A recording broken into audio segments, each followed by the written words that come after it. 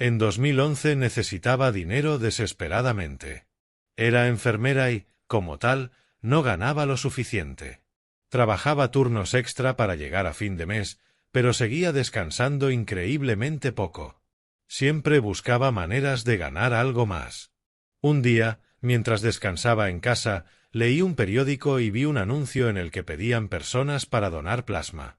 No era tan raro en aquellos tiempos. Algunas personas lo hacían para ayudar a sus seres queridos, mientras que otras simplemente querían ganar dinero. Podías ganar hasta 30 libras por donación, así que decidí intentarlo. De hecho, era mucho mejor que aceptar otro turno extra en el hospital. Los horarios eran muy accesibles, así que no vi ninguna razón para no intentarlo. Llamé al número que aparecía en el anuncio y me dieron una cita de inmediato. Entré a la sala de espera y el ambiente era relajante. Percibía un olor leve a perfume y desinfectante. Había música suave de fondo y la iluminación era muy tenue. Había algunas personas sentadas a mi lado, dentro de lo que parecía ser una habitación cálida bajo una luz cerosa y apagada. Me registré y esperé mi turno. Luego me llamaron. Me hicieron una prueba breve para determinar mi tipo de sangre. Luego me tomaron la presión y, finalmente, pasé a la sala de donación. El proceso fue rápido. Permanecí acostada durante unos 40 minutos, simplemente cerré los ojos y dejé que mis pensamientos vagaran. Cuando terminaron, el dinero ya estaba en mi cuenta. Fue tan rápido que me sentí aliviada por no tener que trabajar un turno extra ese día. El sábado siguiente, el 26 de julio de 2011, vi una oportunidad perfecta para volver a donar plasma. No tenía turno ese día, así que podría ir a donar antes de mi cita en la noche. Hacía calor, creo que la temperatura rondaba los 40 grados. Me puse unos vaqueros cortos y una camiseta y salí hacia la clínica. Al igual que la primera vez, el proceso fue rápido, eficaz y sencillo. Doné, cobré y me fui. Ya fuera.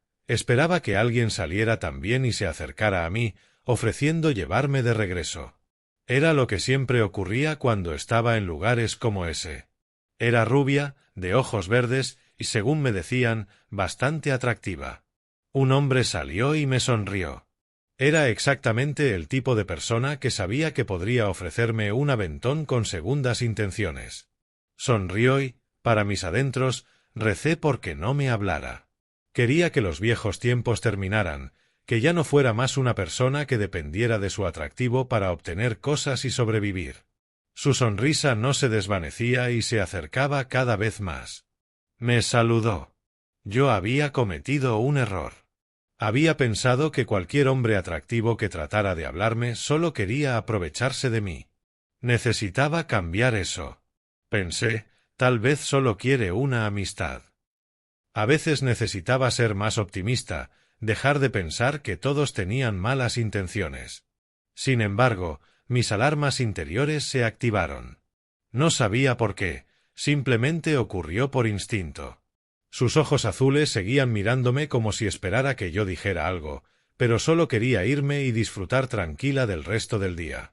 Me volví para alejarme de él. Traté de expresarle con el cuerpo que prefería no tener una conversación. Me siguió. No podía esconderlo, me estaba siguiendo de verdad. Di pasos más largos.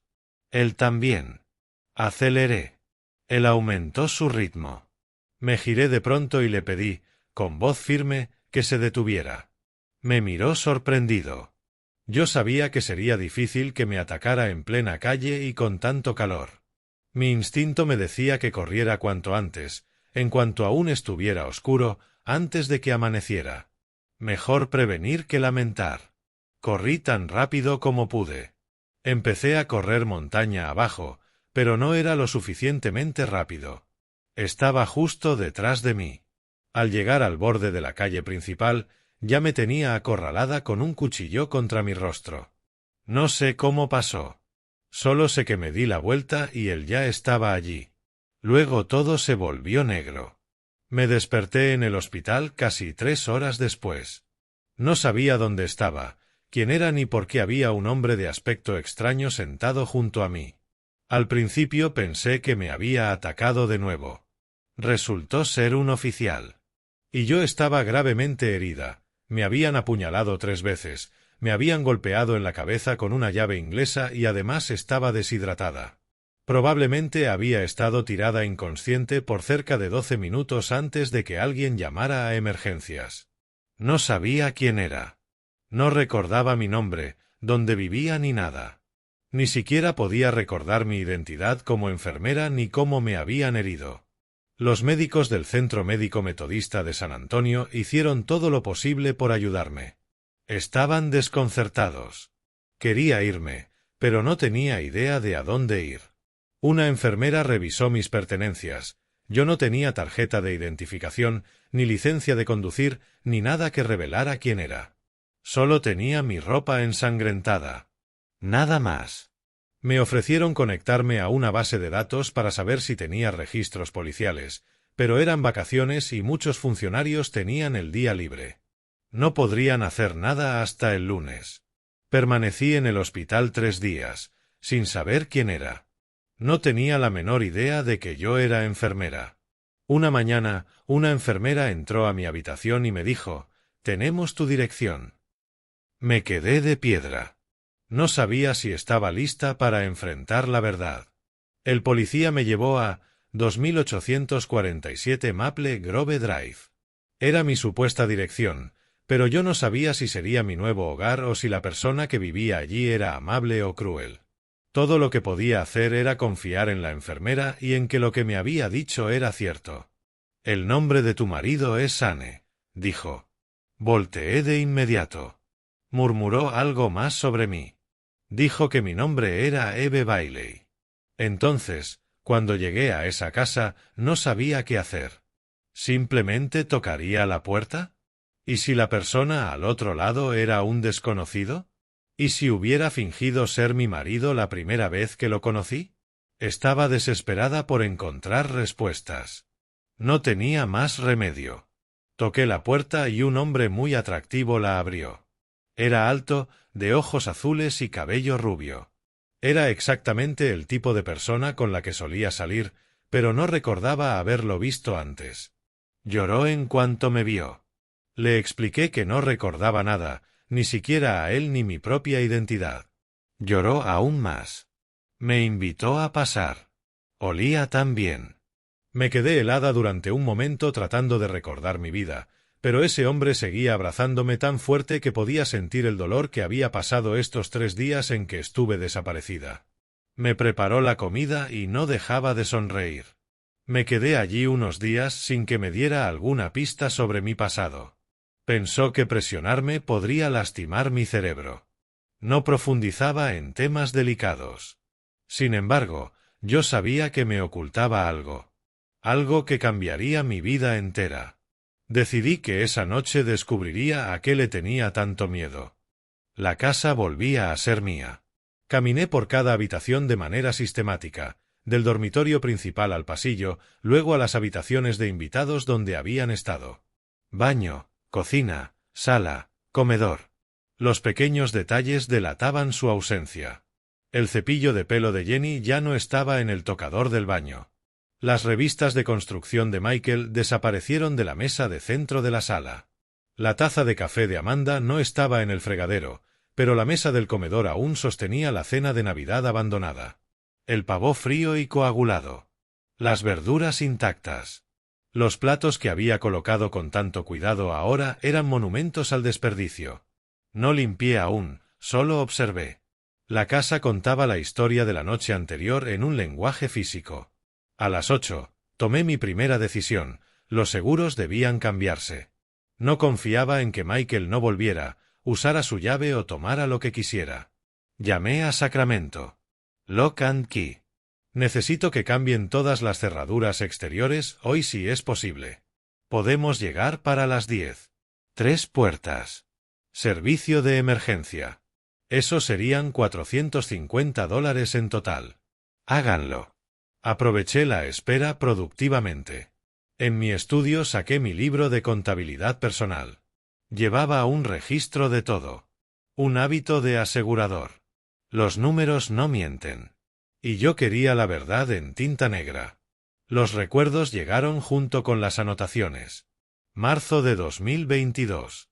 La primera entrada, 45.000. Pago de deuda de Sterling Construcción. Recordé aquella llamada telefónica. Amanda llorando. Papá, van a quitarnos todo. Michael, desesperado, pero intentando mantener la dignidad. Eres un salvavidas, Baldo. No papá, nunca papá. Siempre Baldo.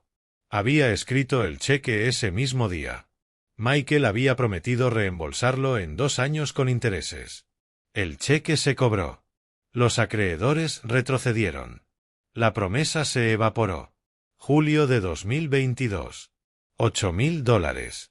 Honorarios legales por la quiebra. Morrison y asociados. Michael no podía pagar al abogado para disolver su empresa adecuadamente. Pagué directamente, sentado en esa sala de espera del centro mientras él firmaba los papeles. Amanda, después, gracias, papá. Me había llamado papá entonces, pero los costos pequeños acumulados eran peores que los grandes. Revisé los gastos mensuales. La electricidad saltó de $150 a $300 tras su llegada. Agua de 50 a 130. Gas, internet, comestibles, todo en aumento. Alimenté a 4 personas, no a una. Aproximadamente $1.500 extra al mes por 36 meses, aproximadamente 54.000 en gastos de manutención, más los 45.000 documentados, un total cercano a 99.000. Redondeé en mi mente, 78.000 documentados en efectivo y 30.000 en gastos de manutención. De cualquier forma, la cifra era impresionante. Recorrí la línea temporal de la gratitud con el dedo. Primeros 6 meses, agradecimientos frecuentes. Meses 6 a 12, menos frecuentes. Año 2, la apreciación se convirtió en expectativa. Año 3, la crítica reemplazó la gratitud. Últimos 6 meses, ni un solo gracias. A las 10 en punto, una furgoneta blanca llegó. Logo de Sacramento Lock and Key en el lateral. Ted se presentó, con una caja de herramientas y aspecto profesional. ¿Quieres reemplazo completo, no solo cambiar llaves? Eso es más caro. Quiero herrajes nuevos, todo nuevo. Silbó suavemente. Alguien en quien no confías con una llave. Algo así. No digas más. Esto lo veo mucho. Divorcio, familia. Lo peor de los dos. Trabajó eficientemente. 45 minutos para las 3 puertas. Observé cómo cada cerradura vieja se retiraba y cada nueva se instalaba. Renacimiento simbólico. Las nuevas llaves eran de latón brillante, sin usar. Solo yo tendría copias. A las 11, sonó mi teléfono. El nombre de Amanda en la pantalla. Consideré no contestar. Que suene 1, 2, 3 veces. Contesté. Papá, por favor, déjanos volver. No tenemos a dónde ir. Su voz era cruda, agotada, desesperada. Manteniendo la calma, pregunté, ¿dónde pasaste la noche pasada? Vacilación, vergüenza en el silencio. En el coche. Estacionamiento de Walmart en Floren Road. Sentí entonces un punzante dolor de culpa. Mi hija había dormido en un coche la noche de Navidad. Pero luego recordé la voz de Michael en mi memoria. Sé agradecido de que te toleramos. Eso es desafortunado. ¿Cuál es tu plan ahora? No tenemos dinero para un hotel. Las tarjetas de crédito de Michael están al máximo. Tengo $200. Me estaba dando cada información diseñada para generar simpatía. Reconocí la manipulación incluso mientras sentía su tirón. Cometimos un error. La gente comete errores. 3 años de errores. Amanda, ya no voy a financiarlos. Piensa en Jenny. Tiene 15 años. Estoy pensando en Jenny. Estoy pensando en qué le estás enseñando. ¿Qué se supone que debemos hacer? Su voz subió como una ballena, lo que deberían haber hecho hace meses. Encontrar trabajo. Encontrar casa. Ser adultos. Colgué. Mi mano tembló ligeramente. La primera señal real de costo emocional. Coloqué el teléfono boca abajo sobre la mesa. Finalidad. En ese simple movimiento. Necesitaba hablar con alguien. Llamé a Harold Patterson, mi vecino, 3 casas más abajo, abogado retirado de bienes raíces. Jugábamos ajedrez todos los jueves desde hacía una década. Llegó en 15 minutos, con 2 tazas de café en mano. Nos sentamos en mi porche trasero. El sol de diciembre era débil, pero presente. Vi el coche de policía anoche, dijo. Supuse que podrías necesitar café mientras conversamos. Eres un buen amigo, Harold.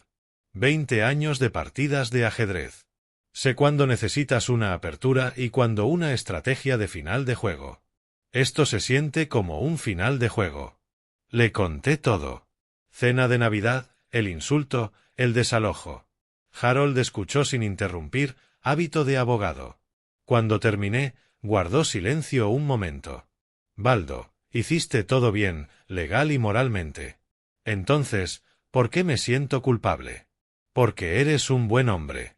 Los hombres buenos sienten culpa incluso cuando están justificados. Colocó su taza sobre la mesa. Pero Baldo, prepárate. Van a venir por ti. ¿Qué quieres decir? Intentarán demandarte, reclamar derechos de tenencia, tal vez intentar la posesión adversa aunque no tengan caso. ¿En qué se basarían?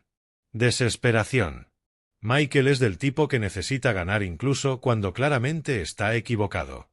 Harold se inclinó hacia adelante. ¿Tienes documentación? Prueba de que pagaste todo. Cada cheque, cada recibo. Llevo registros. Sonrió. Claro que sí. Eres un asegurador. Documentas todo. Su expresión se tornó seria. Consigue un abogado. Uno bueno. No cuando te demanden. Ahora, sé proactivo. Conozco a alguien. Robert Morrison. Nos conocemos desde hace 20 años. Llámalo hoy. El sol calentaba el porche. La taza de Harold estaba sobre la mesa entre nosotros. Mi teléfono al alcance.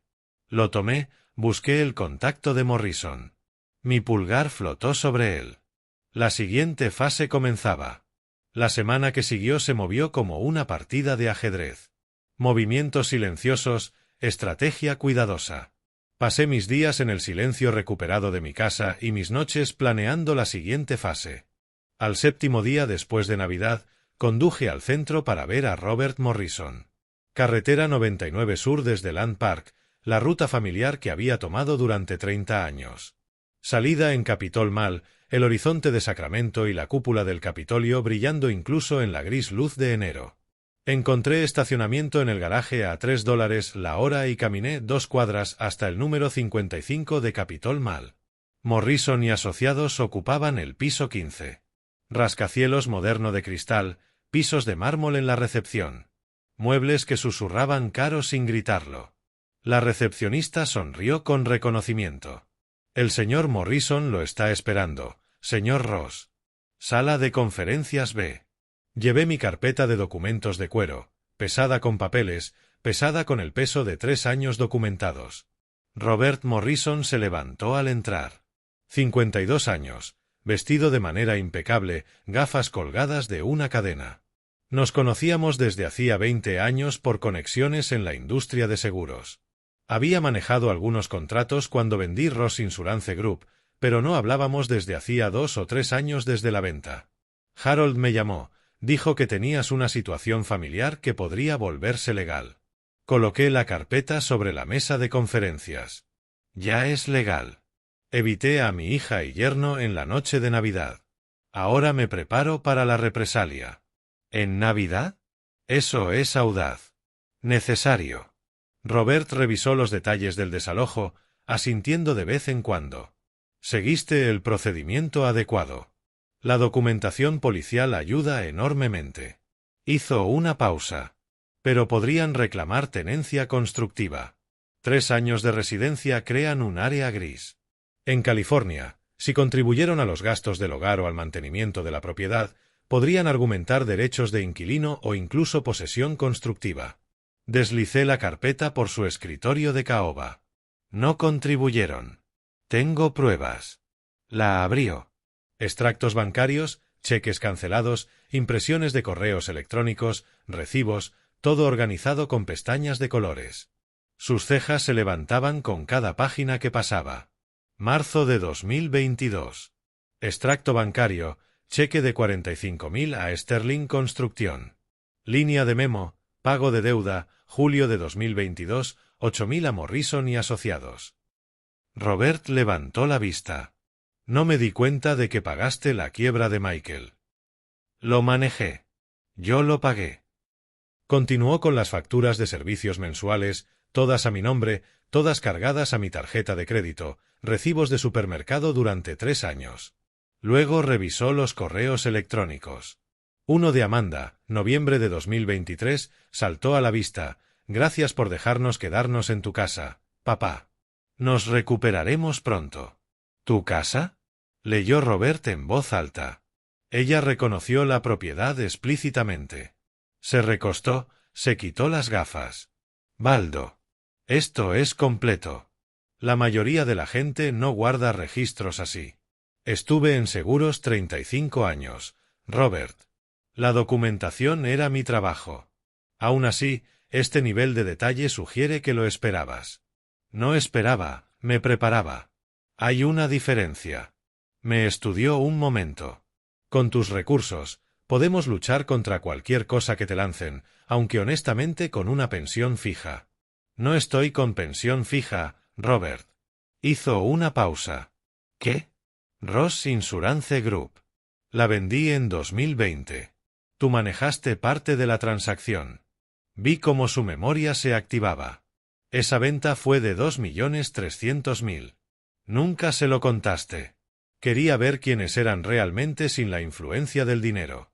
Así que ocultaste tu riqueza para protegerlos de la avaricia, y aún así se volvieron codiciosos. Esbocé una sonrisa amarga. Irónico, ¿no? Vi a familias destruirse por dinero de seguros durante décadas. Pensé que podría prevenirlo en la mía. ¿Pero no pudiste? No, solo aprendí la verdad antes. Robert cambió de enfoque. Modo abogado completamente activado. Con estos recursos, primero deberíamos presentar una demanda civil. Recuperar tus 78.000. Controlar la narrativa. No, dejemos que ellos demanden primero. Quiero que se ahorquen solos. Eso es arriesgado. Si atacan primero, golpearán primero.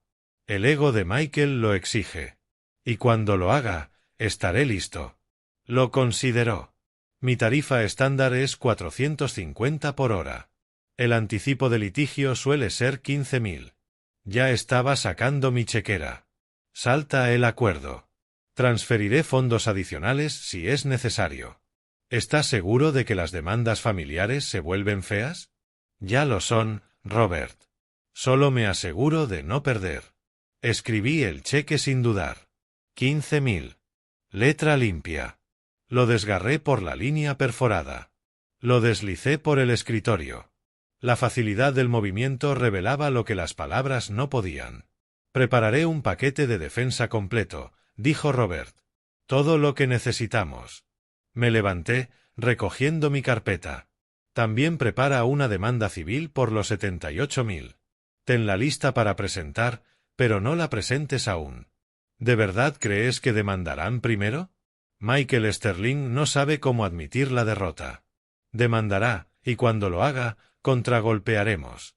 Nos estrechamos la mano, no el saludo cortés de mi llegada, sino el firme apretón de iguales, de socios en estrategia. Mi mano estaba en la manija cuando Robert habló de nuevo. Baldo, ¿por qué esperar una semana para venir a verme? Me volví, mirando por encima del hombro. Quería darles tiempo para cometer un error. Las personas desesperadas siempre lo hacen. Entré en el pasillo, ascensor visible al final, luz de la tarde atravesando los ventanales de piso a techo. Un hombre con un plan avanzando. Llegó enero, frío y gris. Supe por conexiones de Harold que Michael y Amanda habían encontrado un apartamento en Del Paso Heights, un barrio complicado, un mundo alejado de Land Park.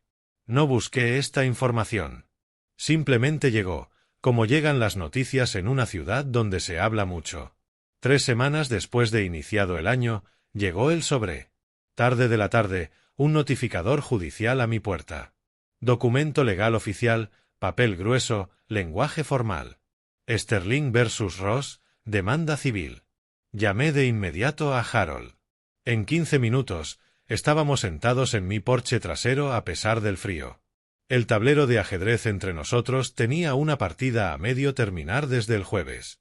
Apartamos las piezas para extender los papeles legales. Leí las demandas y reí. No risa amarga, sino genuina ante la audacia. Esto es serio, Baldo. Realmente te están demandando, reclamando parte de la propiedad de tu casa. Están afirmando que les debo por el privilegio de vivir en mi propio hogar. Harold pasó las páginas. Alegan posesión adversa, propiedad constructiva mediante mejoras. ¿Qué mejoras? Michael arregló un grifo que goteaba una vez. Compré las piezas. Mis ojos se detuvieron en la firma al final. Linda Fitzgerald, abogada. Reconocí el nombre de inmediato. Saqué mi computadora portátil y busqué en los registros del Colegio de Abogados de California mientras Harold observaba por encima de mi hombro. Linda Fitzgerald, miembro desde el 2010, 127 casos en su historial y 3 pérdidas. Tasa de éxito aproximadamente del 19%. 80% de derrotas. ¿Cómo sigue ejerciendo?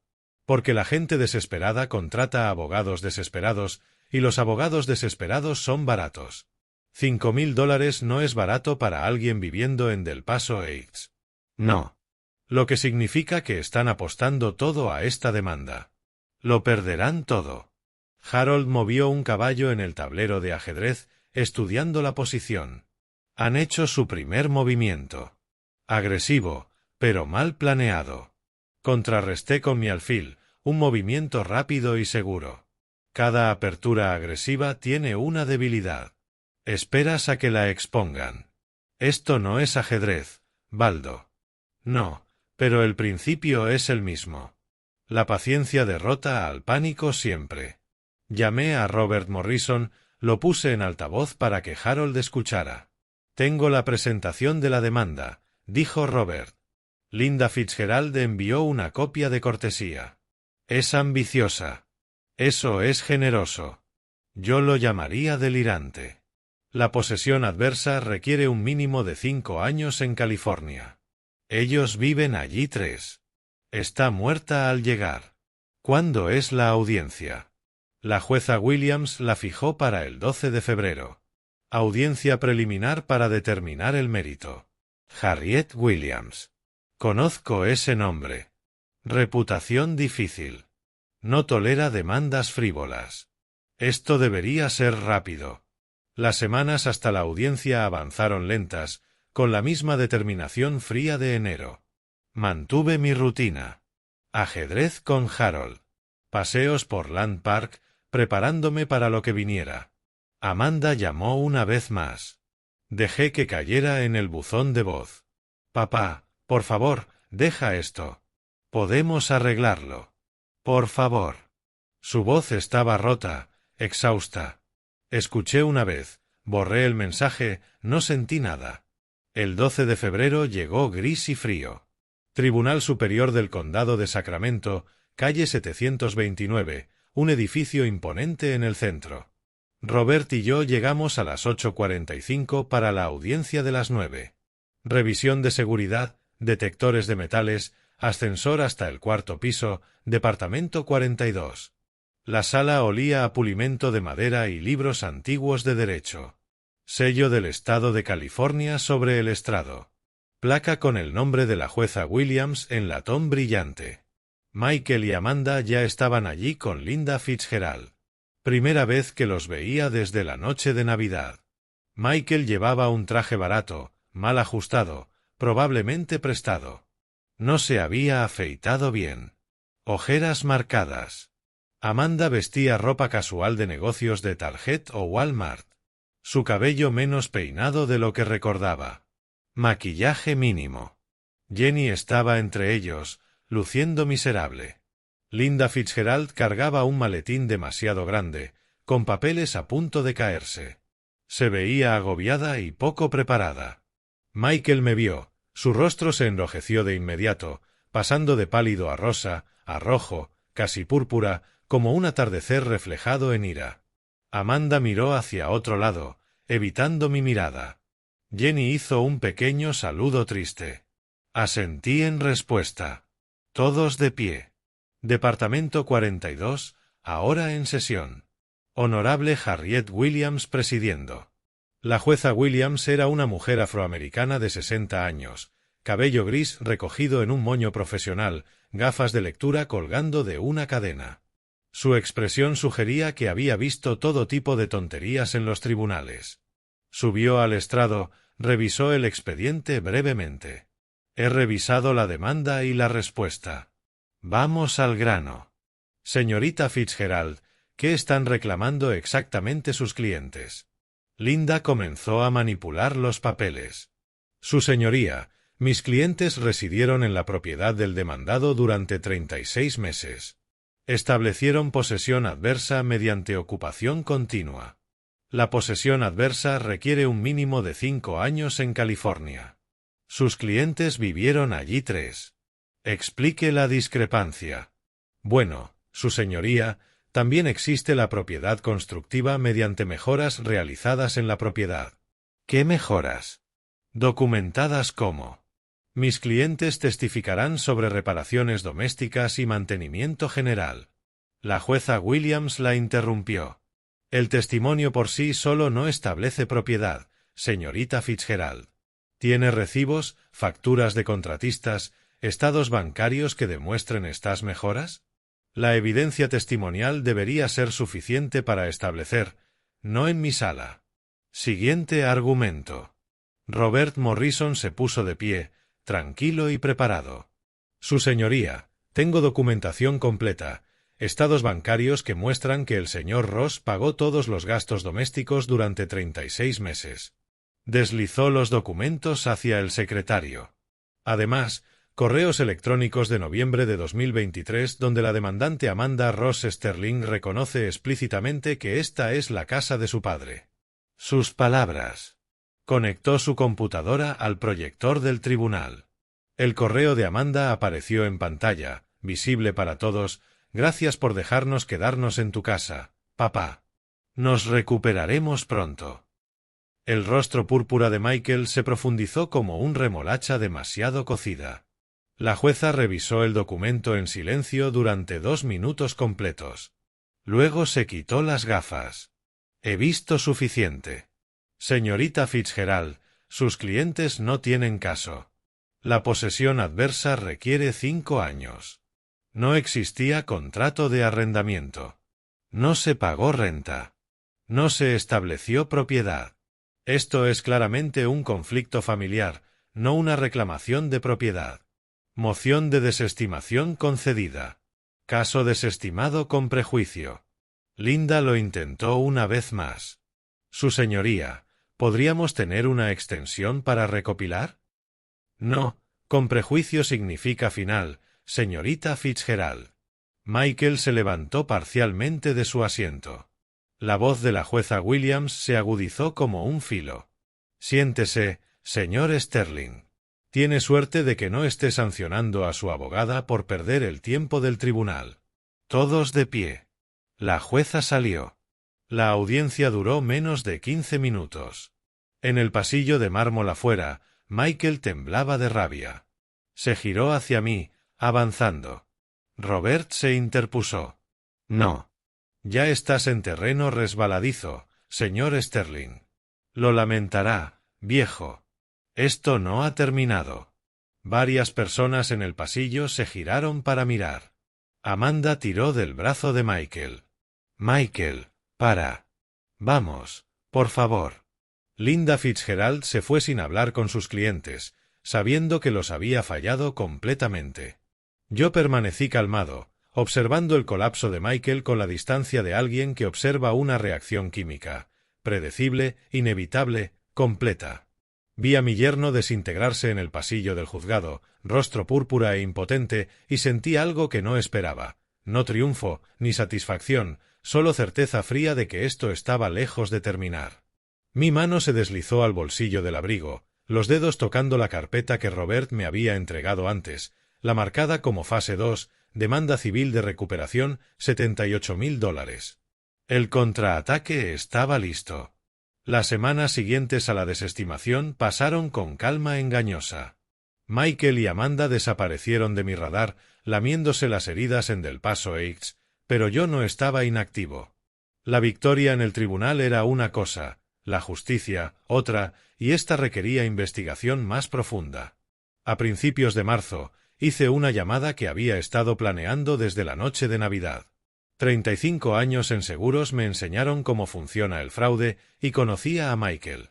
La victoria judicial detuvo su reclamación, pero no recuperó mis pérdidas. Michael no tenía activos ni ingresos, ya hundido en deudas. Una demanda civil podría otorgarme un fallo que nunca cobraría.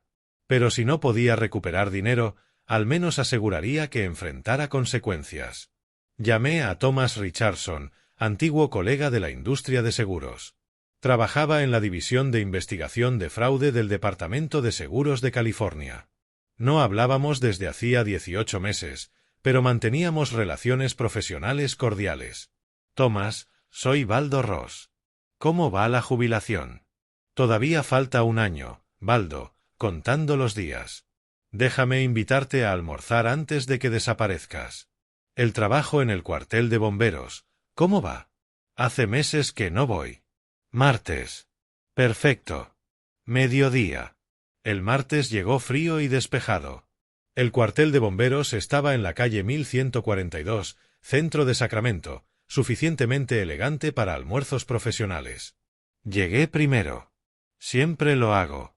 Táctica de control y aseguré un rincón tranquilo. Thomas llegó al mediodía, impecable, 58 años, cabello arreglado, maneras cuidadosas. Hablamos del clima, conocidos en común, su próxima jubilación. Esperé a que llegara el plato principal para mencionar Sterling Construction. Corté mi filete, lo masticé, tragué, luego tomé el vaso de agua. ¿Recuerdas aquella constructora que quebró hace unos años? Sterling Construction. Thomas se detuvo a medio pensamiento. Sterling, sí, suena. Tuvimos algunas quejas sobre ellos. ¿Quejas? ¿De qué tipo?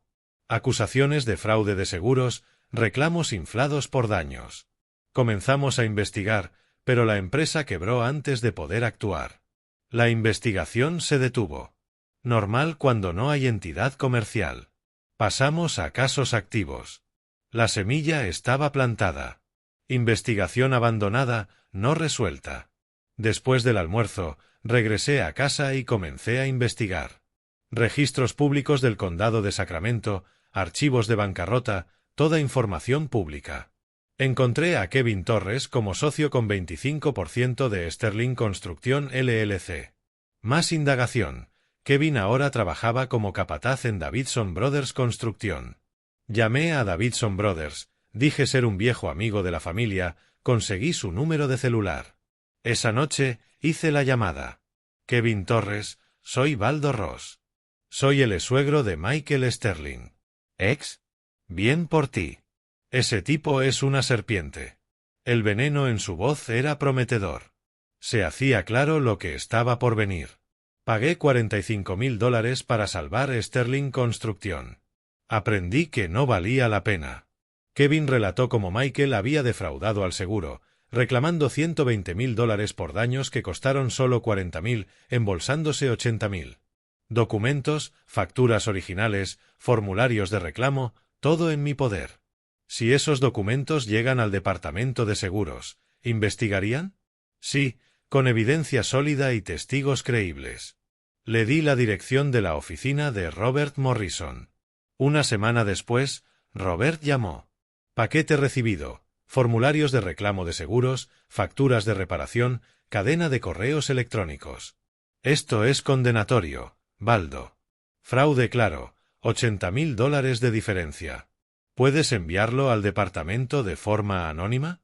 Puedo hacerlo como parte interesada, sin nombres, salvo que necesiten testimonio.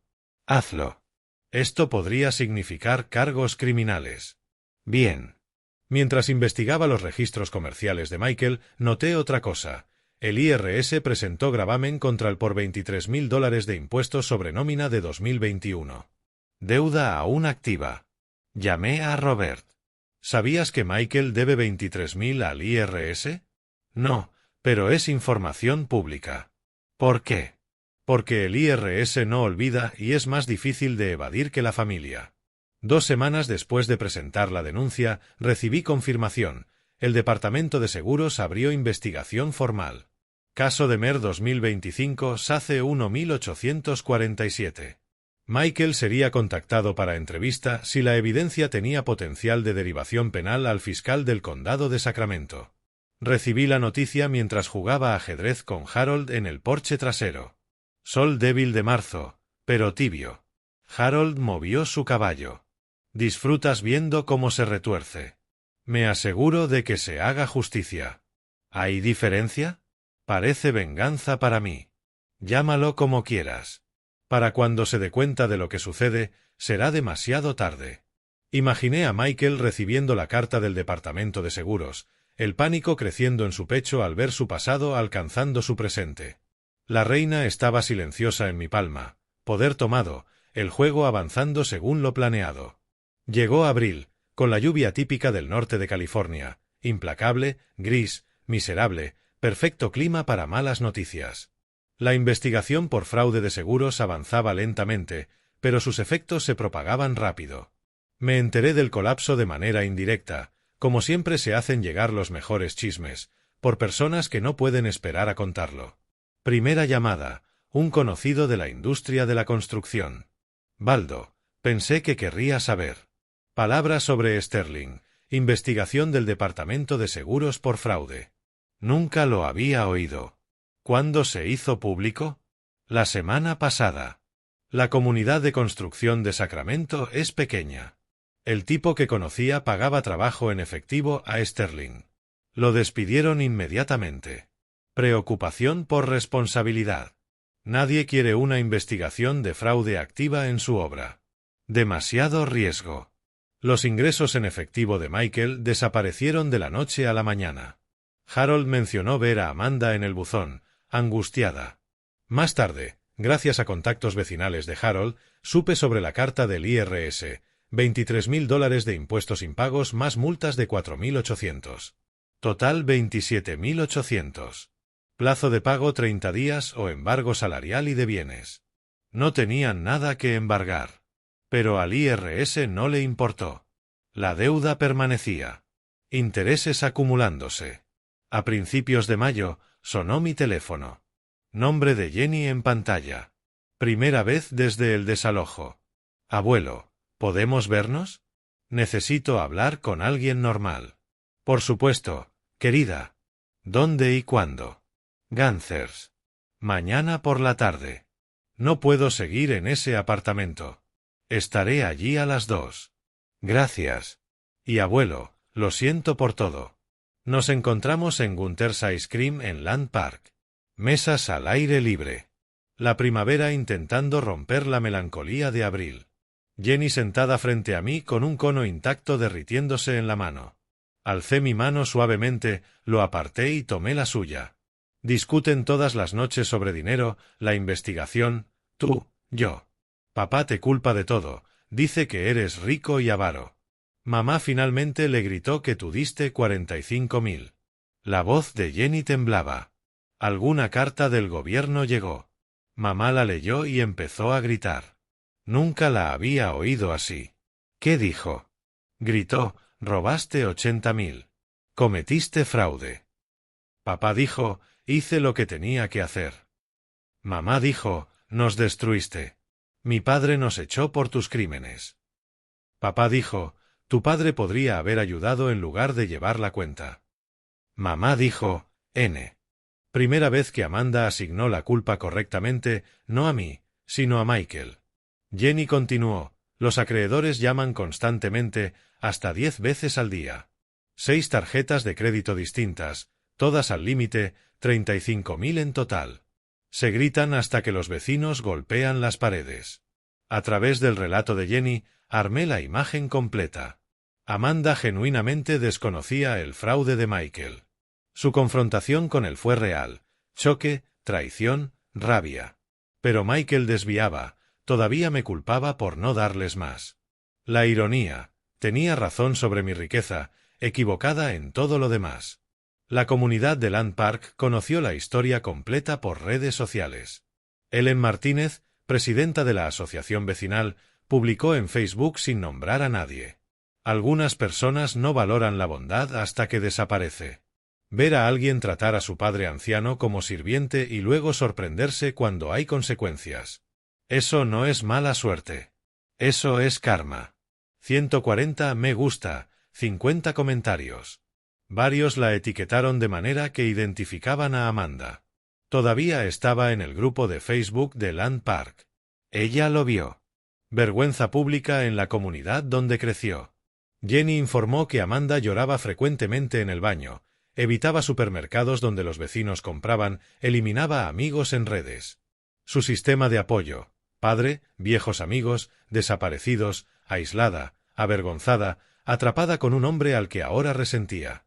A principios de junio, mensaje de texto de Jenny: se van a divorciar. Mamá presentó los papeles hoy. No sé qué me pasa. Tengo miedo. Llamé a Robert Morrison. Mi hija se divorcia de Michael. ¿Afecta esto nuestra estrategia? ¿También vas a demandarla? ¿Tu propia hija? Voy a recuperar lo que se debe. Ella tomó sus decisiones. Pausa. Bien, tu decisión. A través de los contactos de Robert, supe los detalles del divorcio. Michael se quedó con su camioneta Ford del 2008, valor $3.000, debía $5.000. Amanda retuvo su Honda del 2012, valor $4.000, debía $2.000. Deuda de tarjeta de crédito dividida 50/50, 17.500 cada uno. Deuda con el IRS dividida 13.900 cada uno. Honorarios legales pendientes 1.000 cada uno. Cada uno se quedó con aproximadamente 32.000 de deuda, activos mínimos. Ninguno tenía ingresos para pagar. Bancarrota inminente para ambos. Harold y yo nos sentamos en el porche trasero una tarde, viendo el atardecer tardío de primavera. Los has destruido financieramente. Ambos. No hice nada. Michael se destruyó solo. Y Amanda, es tu hija. Eligió a él sobre mí. Eligió silencio sobre honestidad. Comodidad sobre integridad. ¿Puedes vivir con eso? Me quedé en silencio un momento. ¿Puedo vivir con que me traten como sirviente en mi propia casa? Sí, puedo vivir con la justicia. A través de diversas fuentes, tuve el panorama completo. Michael, desempleado, bajo investigación criminal, divorciado, 32.000 de deuda, viviendo en un estudio. Amanda, trabajando a tiempo parcial en retail, divorciada, 32.000 de deuda, compartiendo apartamento con un compañero de trabajo. Jenny quedándose con Amanda, negándose a ver a Michael, emocionalmente traumatizada. Ambos declararon bancarrota en junio. Pero la bancarrota no borraría la deuda con el IRS ni la posible restitución por fraude. A finales de junio, llegó un correo de Robert Morrison. Asunto: actualización investigación DOI. Harold observaba sobre mi hombro mientras abría mi computadora. El cursor flotaba sobre el correo. Más malas noticias para ellos. La justicia no es mala noticia, Harold. Solo es noticia. ¿Cuándo termina? Moví el dedo sobre el trackpad. Cuando la balanza se equilibre. Hice clic. El correo comenzó a cargarse. Texto apareciendo línea por línea en pantalla. Harold se inclinó, leyendo. Sentí el peso de lo que venía. Cargos criminales, restitución, la fase final de las consecuencias que Michael se había ganado por sus propias elecciones. Julio trajo calor que convirtió Sacramento en un horno. La investigación del Departamento de Seguros concluyó con cargos criminales contra Michael, 2 cargos de fraude de seguros. Aprendí esto no por las noticias, sino por el correo electrónico de Robert Morrison, el que había abierto a finales de junio. La maquinaria legal estaba triturando a Michael con precisión burocrática. Debería haberme sentido satisfecho. En cambio, me sentí inquieto, como un jugador de ajedrez que ha ganado la partida pero no encuentra oponente para desafiarlo. El golpe en la puerta llegó un miércoles por la tarde, inesperado y, de alguna manera, inevitable. Estaba en casa, ventanas abiertas para la brisa cruzada, el ventilador del techo girando perezosamente, sin esperar a nadie. Harold jugaba ajedrez los jueves, no los miércoles. Abrí la puerta y encontré a Amanda en el porche. Primera vez que la veía desde el tribunal en febrero, hace 5 meses. Se veía mayor, más delgada, con el cabello recogido de manera sencilla, ropa de trabajo barata visible bajo una chaqueta ligera, uniforme de retail. El agotamiento vivía en cada línea de su rostro. «Papá, ¿puedo entrar, por favor?» «Solo unos minutos». Me hice a un lado sin hablar. Entró lentamente, mirando alrededor de la casa como si la viera por primera vez. Notó los cambios. Había redecorado un poco, hice que el espacio volviera a ser mío. La ausencia de las pertenencias de su familia era evidente en los rincones vacíos y en los muebles reorganizados. Nos dirigimos a la sala. Le señalé una silla, no el sofá. Manteniendo la distancia, me senté frente a ella, esperando. El silencio se prolongó. Luchó por empezar. Yo no ayudé. No lo facilité. Finalmente. «Papá, lo siento mucho por todo». Había practicado estas palabras, pero la emoción se filtró entre la preparación. Fui ciego. Michael me manipuló, pero eso no es excusa. Dejé que te tratara mal. Guardé silencio cuando debía haber hablado. Elegí la comodidad sobre la integridad. Lo elegí a él sobre ti, y perdí todo lo que importaba. Escuché sin interrumpir. Parte de mí veía a mi pequeña, la hija que crié, ahora rota y buscando perdón. Otra parte recordaba la noche de Navidad. Su silencio en esa mesa. Años de ser invisible en mi propia casa. La tensión entre la paternidad y la justicia. Mis manos se aferraban a los brazos de la silla, mandíbula apretada. Continuó. «No te pido que me aceptes de vuelta. No pido dinero ni ayuda. Ahora tengo un trabajo. Retail, salario mínimo, pero es mío. Estoy aprendiendo a arreglármelas. Solo necesitaba que supieras. Entiendo lo que perdí. Entiendo quién tratabas de ser para nosotros. Nos diste todo y se lo devolvimos. Esa claridad, ese reconocimiento sin pedir rescate, me afectó más que cualquier lágrima. Después de que se fue, prometiendo nada, pidiendo nada, llamé a Harold. Llegó de inmediato, me encontró en el porche trasero, mirando a la nada. Se disculpó. Ahora entiende. ¿Qué le dijiste? Nada. No sabía qué decir. ¿Quieres perdonarla? Quiero querer perdonarla. Pero cada vez que empiezo a suavizarme, recuerdo los años, el silencio, el desprecio. La sabiduría de Harold se posó sobre nosotros como la luz del atardecer. Perdonar no significa borrar las consecuencias. Ella puede ser perdonada y aún así enfrentar lo que ha hecho. En los días siguientes, mi decisión se cristalizó. Había tenido la demanda civil desde febrero. Robert la había preparado, nunca presentada. Era hora de presentarla. No por venganza, sino por justicia. Me habían quitado económicamente y emocionalmente. Debían devolver lo que podía ser devuelto. El perdón podía coexistir con la responsabilidad. Llamé a Robert Morrison. Presenta la demanda civil por $78,000 contra ambos, de manera conjunta y solidaria. ¿Estás seguro? Después de la disculpa de Amanda, sí. Ahora entiende las consecuencias. Esto es parte de ellas. Robert presentó la demanda en el Tribunal Superior del Condado de Sacramento. Reclamo, $78,000 en préstamos y gastos documentados. Ambos, Michael y Amanda, recibirían citación. Fecha de audiencia establecida para finales de agosto, juicio final en septiembre. Una semana después de presentar la demanda, llamé a Amanda. Nos encontramos en Pete's Coffee, en el centro. Deslicé una carpeta sobre la mesa. Presenté una demanda civil, $78,000 por gastos documentados durante 3 años. Su rostro, shock, dolor, traición. Lo siento, pensé que lo sabía y te escuché, dijo. Pero las disculpas no borran la deuda. Tú y Michael me quitaron, ahora lo devuelven. Michael fue diferente. Llegó a mi casa con Linda Fitzgerald, todavía su abogada a pesar de sus fracasos. Robert Morrison estaba a mi lado. Presenté la misma información. Michael explotó. «No puedes hacer esto. Eso era un regalo. Familia ayudando a familia». Robert, calmado y profesional. «Tenemos correos donde prometiste devolverlo cuando te estabilizaras. Eso es un préstamo, no un regalo. Esto es ridículo. Eres rico, no necesitas el dinero.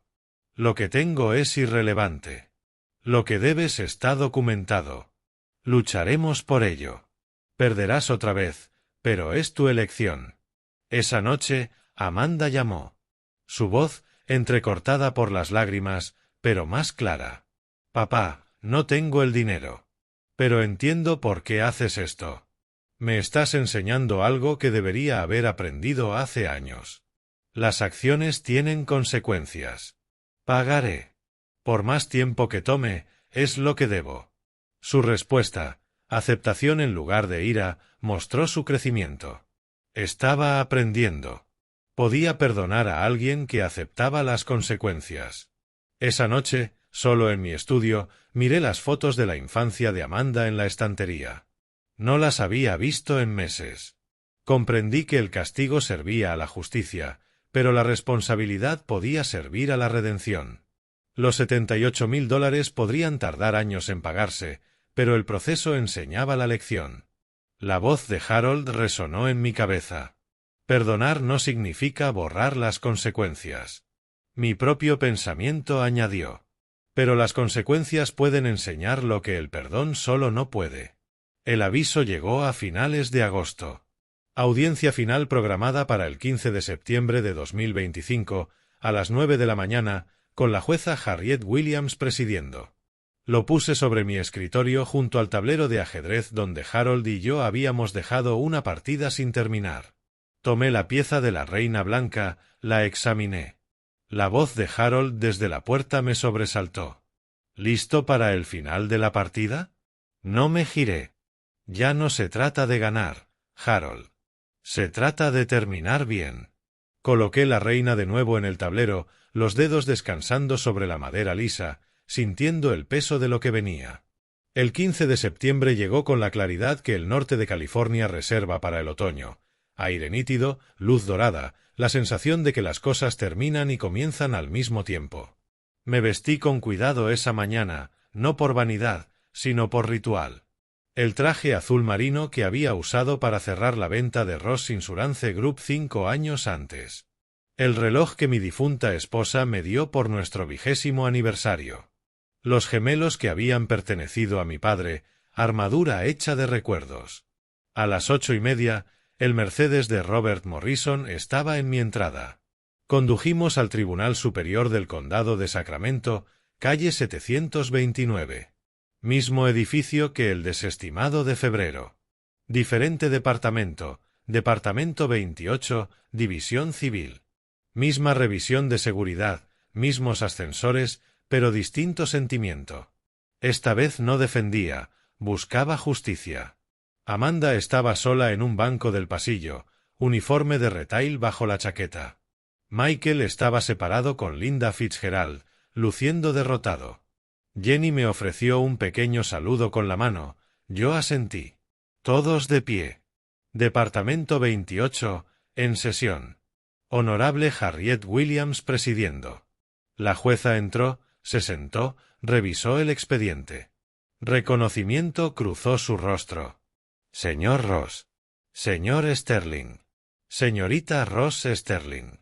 Nos encontramos de nuevo, esta vez para recuperación civil. Su tono mostraba desgaste. Había presidido la destrucción de nuestra familia. He revisado la evidencia. Procedamos de manera eficiente. Creo que todos queremos cierre. Robert Morrison presentó la documentación de manera metódica. Estados de cuenta, cheques cancelados, recibos, correos electrónicos. Cronología, marzo de 2022 hasta diciembre de 2024. Total documentado, $78,000. El correo de Amanda proyectado de nuevo. Gracias por dejarnos quedarnos en tu casa. Mensaje de Michael. Te devolveremos el dinero en 2 años. Linda Fitzgerald no tenía nada que refutar. Antes de dictar sentencia, la jueza dijo: «Entiendo que hay un caso penal relacionado». Linda se levantó. «Sí, su señoría. El señor Sterling ha aceptado un acuerdo de culpabilidad. 2 años de libertad condicional, servicio comunitario, restitución a la compañía de seguros. $80.000. Sí, su señoría. Relevante para su capacidad de pago en este asunto». La jueza retiró sus gafas de lectura y miró directamente a los demandados.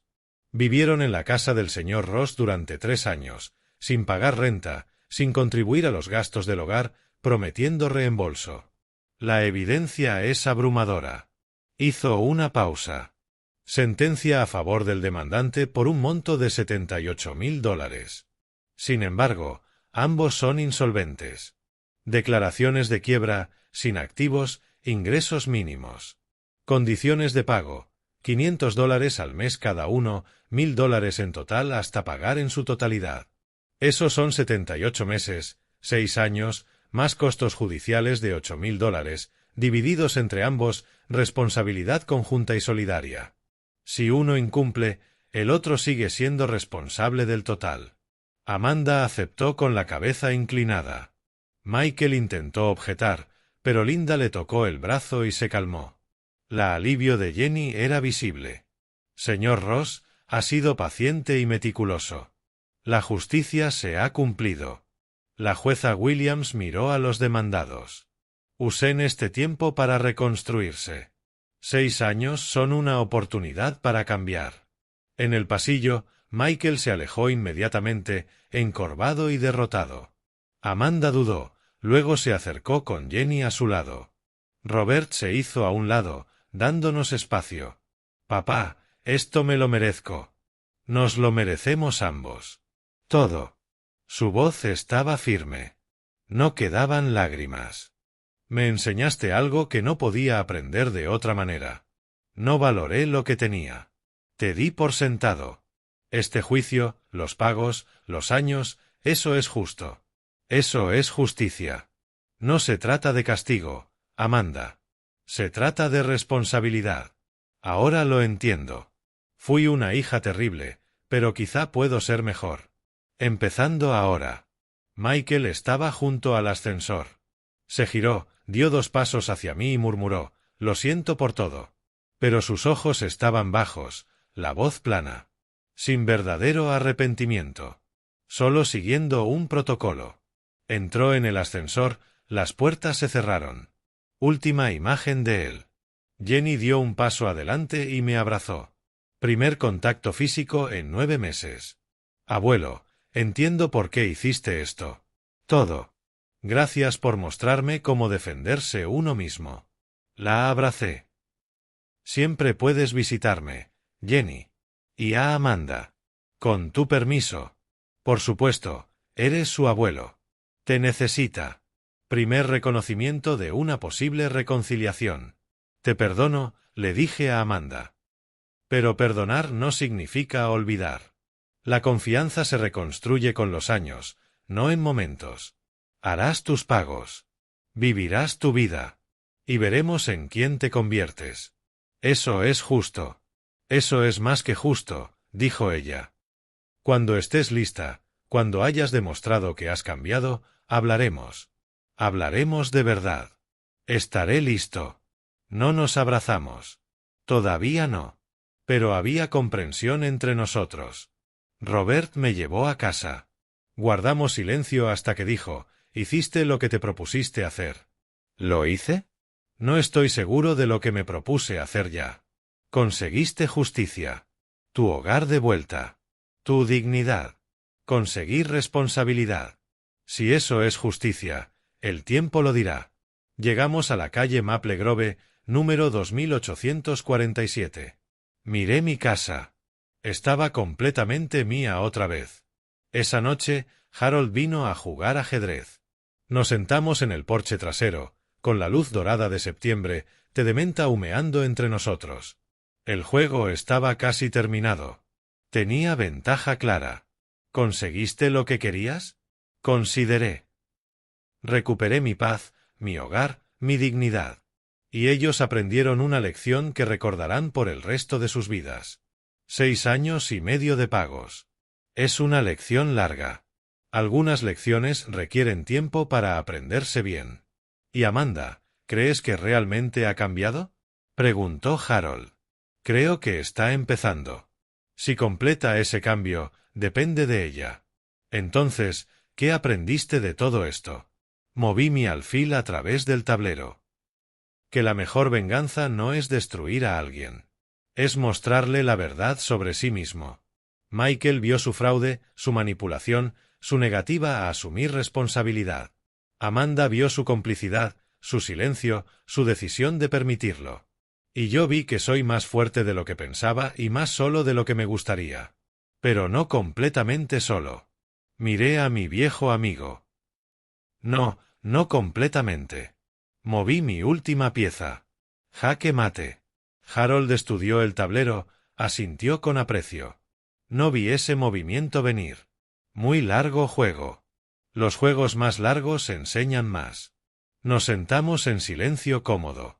La tarde refrescaba alrededor. La luz de mi casa se derramaba sobre el porche. Dentro, mi hogar, mi espacio, mi paz. Afuera, el vecindario donde había vivido 27 años. Todo igual, todo diferente. Tomé mi taza de té, bebí un sorbo de menta y observé el atardecer en un día que parecía a la vez un final y un comienzo. El juego había terminado. Había ganado. Pero, lo más importante, había sobrevivido con mi integridad intacta. Eso, decidí, era la verdadera victoria. Si te gustó esta historia, por favor dale me gusta a este vídeo, suscríbete al canal y comparte tus impresiones en los comentarios. Para escuchar la siguiente historia, haz clic en el recuadro a la izquierda. Gracias por ver.